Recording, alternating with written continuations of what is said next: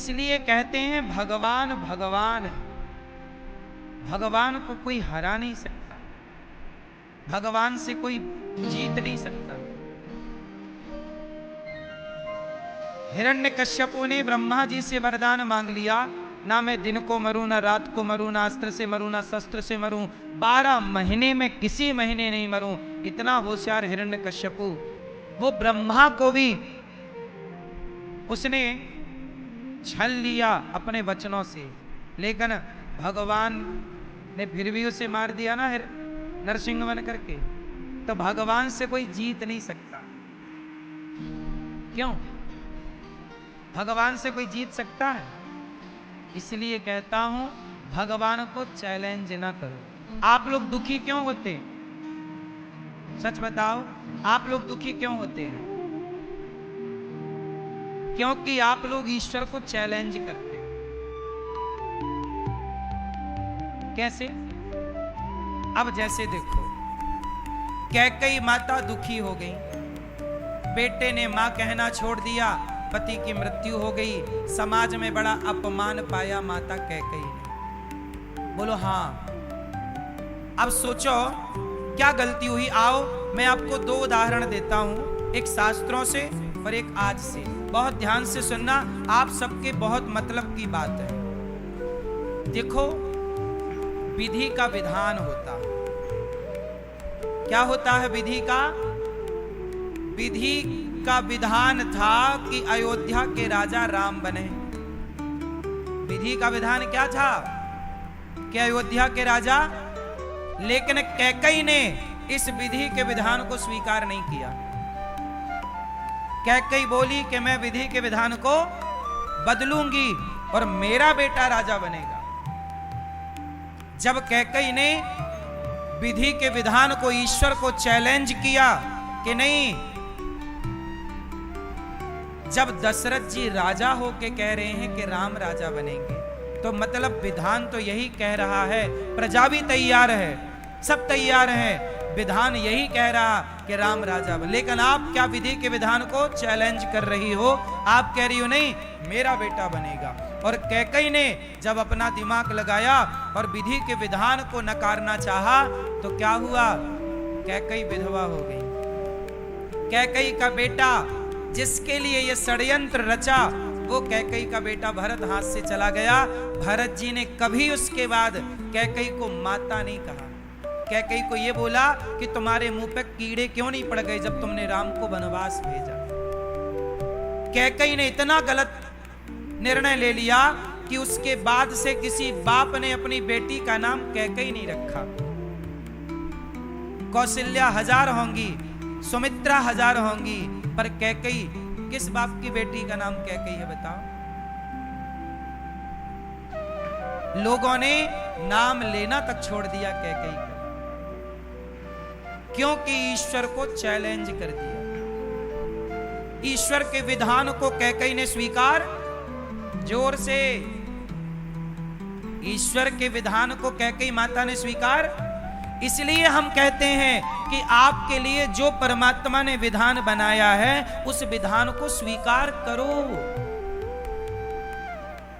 आप लोग क्या करते हो कि आप ना अपना दिमाग लगा के खुरापात करके ईश्वर के विधान को बदलना चाहते हो। नहीं, बदलोगे तो नुकसान पाओगे। इसलिए मेहनत करो, काम करो ईमानदारी से।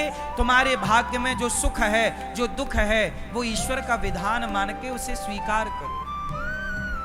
सुदामा सारी जिंदगी गरीब थे। क्या सुदामा ने कोई खुरापात किया कि चलो जी मैं भ्रष्टाचार कर लूं, गरीब हूं तो थोड़ा दूसरे राजाओं का गुणगान गा दूं, यशगान गा दूं और मैं धन्ना सेठ बन जाऊं? किया क्या? भगवान के ही भरोसे रहे। सुदामा को अंत में अमीरी प्राप्त हुई कि नहीं? भगवान तुम्हें जो दे सकते हैं वो कोई नहीं दे सकता। तुम ईश्वर के विधान से चलो तो सही। अब दूसरा उदाहरण मैं आपको बताऊं, एक छोटा सा उदाहरण मैं आपको देता हूं। आप बहुत समझदार हैं, वैसे आप समझ जाएंगे। आप सबको जो मैं समझाना चाहता हूं वो आप समझ जाएंगे। मैया बैठो मेरी माँ, शांति से सुनो, आप लोग गलती कहां कर रहे हैं वो मैं आपको आपकी गलती बता रहा हूं, और वही गलती आपको दुख देती है। सुनो, एक उदाहरण में बार बार एक ही नाम लेता हूं, आपको लगेगा महाराज जी वही बात, क्या करें, हमें उसी से समझाना है आपको। अभी एक लड़की है सोनम, इंदौर वाली, उसका विवाह हुआ राजा से। अब इसका मतलब ये हुआ कि भगवान ने उस सोनम नाम की लड़की के लिए राजा नाम का लड़का ही बनाया था। आप सहमत हो कि नहीं? यदि ईश्वर ने ना बनाया होता तो उसका विवाह उससे क्यों होता? विवाह हो गया, 1 महीना भी गुजर गए, इसका मतलब यह हुआ कि उस लड़की के लिए भगवान ने कौन सा लड़का बनाया? सोनम के लिए क्या बनाया? राजा नाम का लड़का बनाया, राजा रघुवंशी बनाया, शादी हो गई। लेकिन सोनम ने क्या किया? ईश्वर को चैलेंज कर दिया।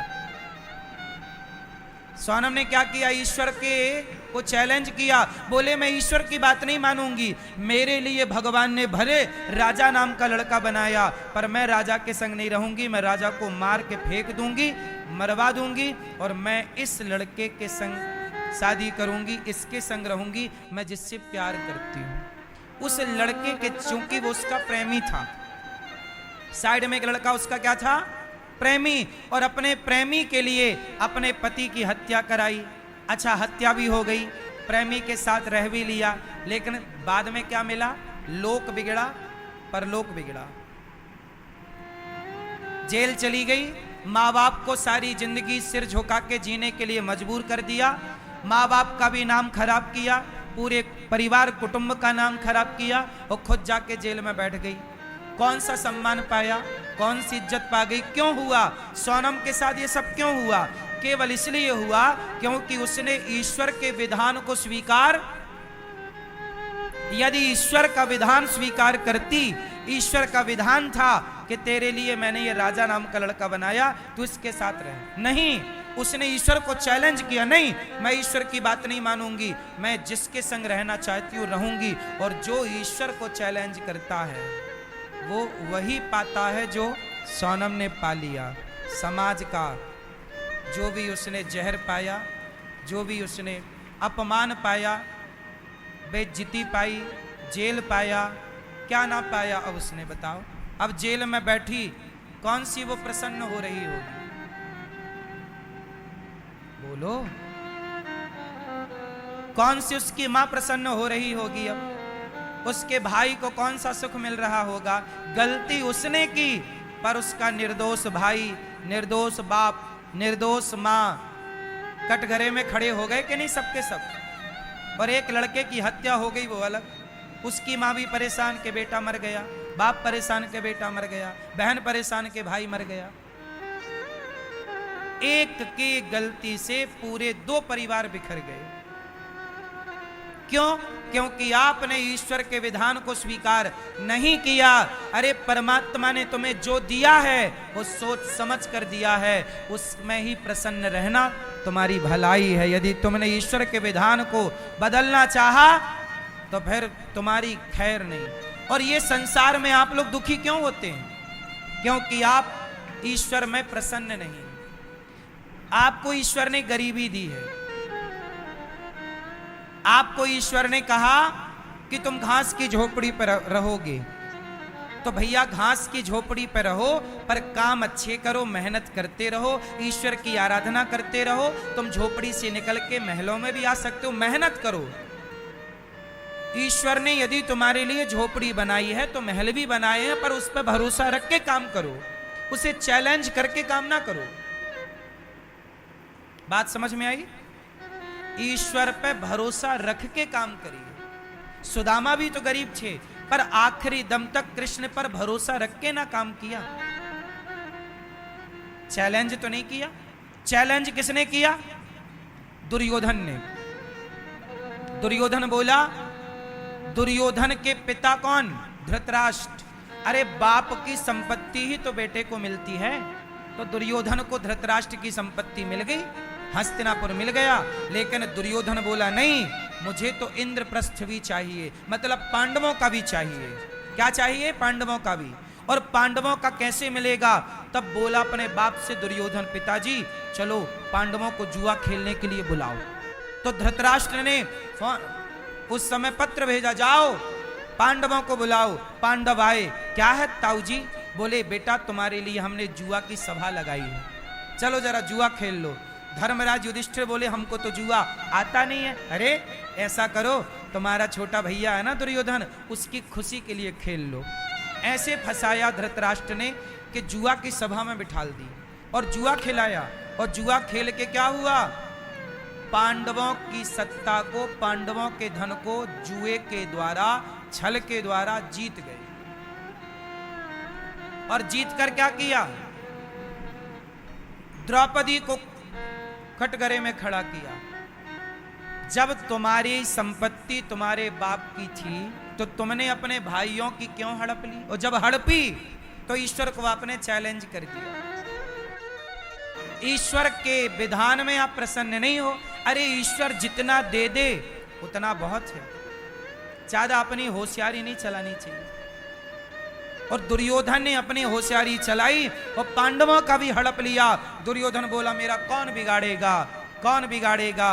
भगवान समझाने भी गए, भैया मान जा, बहुत नुकसान पाएगा। नहीं माना, ईश्वर को चैलेंज कर दिया। क्या हुआ? वो दुर्योधन जब महाभारत हुआ 18 दिन के अंदर पूरे 100 के 100 कौरव और कौरवों के 100 के 100 के सबके बच्चे, बेटा के बेटा सारे मारे गए, पूरा कुल खत्म। बोलो हाँ, दुर्योधन का सर्वनाश हुआ कि नहीं? धृतराष्ट्र का सर्वनाश हुआ कि नहीं? जोर से, जोर से। क्यों हुआ? जोर से बताओ क्यों हुआ? क्योंकि दुर्योधन ने ईश्वर के विधान को चैलेंज कर दिया। अरे जितना तुम्हारा धन है उतने में खुश रहो ना भाई, दूसरे का हड़प के कितने दिन खुश रहोगे? अच्छा एक बात बताओ, रावण की पत्नी का नाम क्या है? जोर से। और सीता के पति का नाम क्या है? क्या सीता रावण की पत्नी हो सकती है? नहीं। पर रावण ने क्या किया? अपनी पत्नी बनाने के लिए चुराया। सीता मैया से बोला कि तुम मेरी पत्नी बन जाओ। क्यों बन जा भाई? तेरी पत्नी ऑलरेडी है। भगवान ने तेरी पत्नी किसे बनाया है? मंदोदरी को, सीता को राम के लिए बनाया है। और जब तू ईश्वर के विधान को चैलेंज करेगा, तू अपनी पत्नी में खुश रहना भैया। तो दूसरे की पत्नी पे हाथ डालेगा तो क्या होगा? सर्वनाश होगा। हो गया।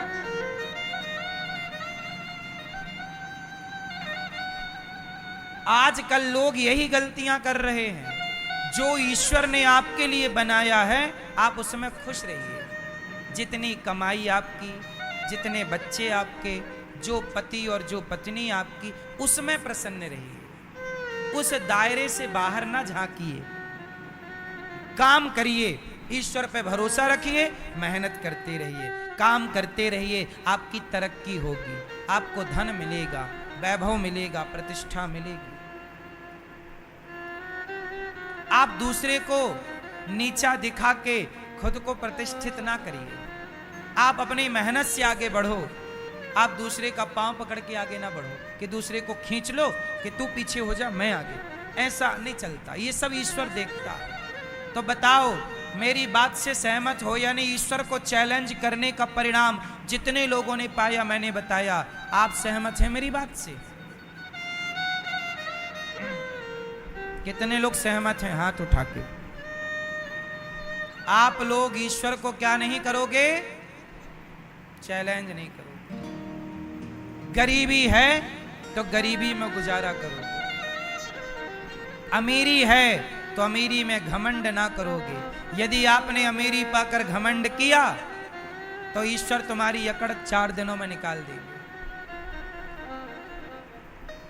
इसलिए दगा किसी के साथ ना करना। दगा किसी का सगा नहीं,